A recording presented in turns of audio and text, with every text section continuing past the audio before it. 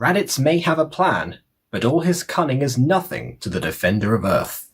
Welcome back to the Butter Bunch. My name is Jacob Butter, and I'm here to bring you another Dragon Ball What If discussion. Last time I promised you what if Raditz and Nappa turned good, but due to time constraints I was only able to go halfway with one of the 2 minions of Vegeta. You see, I have to address the two of them separately since they appear at different times. Plus, this way, they each get their own turn at, well, turning. I won't make any bold claims as to if Toriyama would concoct the story like this, and I can verify that my inspiration, Masako X, would not, as he has done his what if versions on both of these characters in the past. And in fact those are still ongoing, so you can go and check them out right now. It is my mission simply to combine them, so you will stop missing one in the story of the other. When we last left off, Raditz had recently been wounded, not killed, by a second special beam cannon from Piccolo, having dodged the one that killed him and Goku in the original. Goku, literally on the fly, has come up with a plan to make sure that his brother would no longer be a threat, while he works on getting him to abandon this freezer force that he mentioned. Now is the time it would take effect. We return to Raditz as he opens his eyes, feeling for the wound on his shoulder. It's been bandaged up. Where was he? These walls. This glass ceiling. What have they done with him? Just as he spots a TV screen on the far side of the room, said screen switches on, displaying the image of a young woman with blue hair, or purple in the manga, staring right down at him. Bulma then introduces herself and welcomes him to Capsule Corps, with the added warning that if he tries to escape, she'll turn up the power and heat him to exhaustion. Raditz immediately calls her bluff on this and heads straight for the ceiling. But it wasn't glass, it was actually thick layers of graphene, compiled together almost like a diamond would be. Raditz notices the temperature rising too, and he starts to feel weaker, dizzier, until he falls to the ground with a splitting headache. I warned you! Now be a good boy and sit tight. Goku should be back soon. Incidentally, Goku and Bulma stole this idea from when Emperor Pilaf did the same thing to them as teenagers. All Bulma had done was turn off the air conditioning and let the sun do its thing. And yes, Bulma did indeed think to install a retractable metal ceiling for nights when the full moon was out. Sure enough, while Raditz was recovering thanks to some water Bulma had preemptively placed inside the room, Goku was let in to talk to his brother. He discussed with him that in order to teach him what he promised, he would have to stay in the chamber until he was good. Raditz accepts these terms, and Goku begins teaching him how to sense energy without the use of his scouter. This takes a few tries, but Raditz proves to be just as fast a learner as his brother, and for the first time since he got to Earth, he turns off his scouter, closes his eyes, and focuses.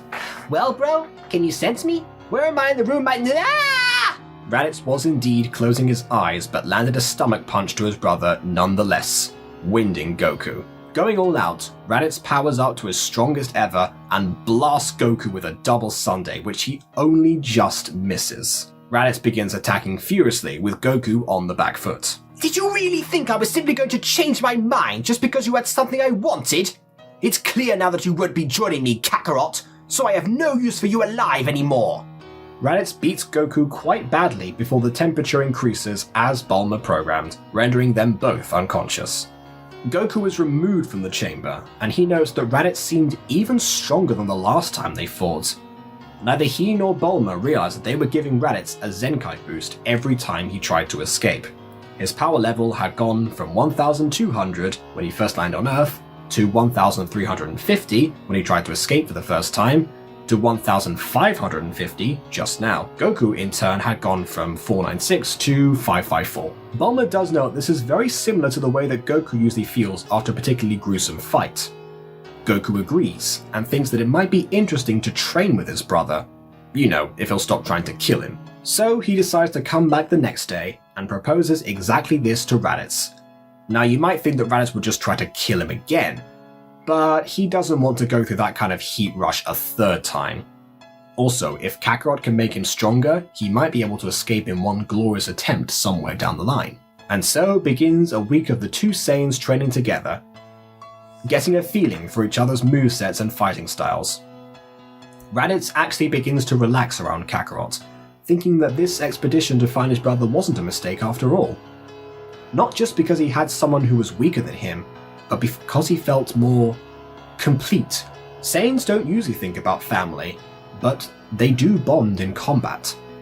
The eldest son of Gine feels some of his mother's affection rubbing off on him. Before long, he starts wondering if he even wants to go back to the Frieza Force. Even Vegeta and Nappa weren't fun to be around.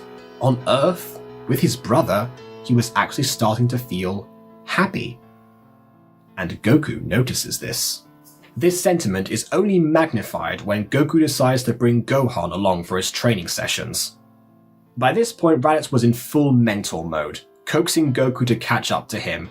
So, getting to do the same thing to a Saiyan runt, not to mention his nephew, well, it was double the fun. Gohan too took a shine to his uncle Raditz, who seemed to delight in his progress just as much as his father.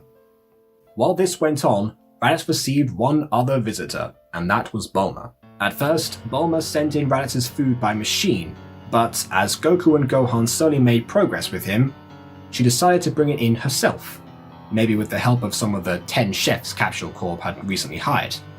She'd been observing the whole time like she promised, and found that she wanted to get to know Raditz better. What was that device she'd taken off him after he set it down, and what was its function? She'd figured this out anyway, but she was just making conversation.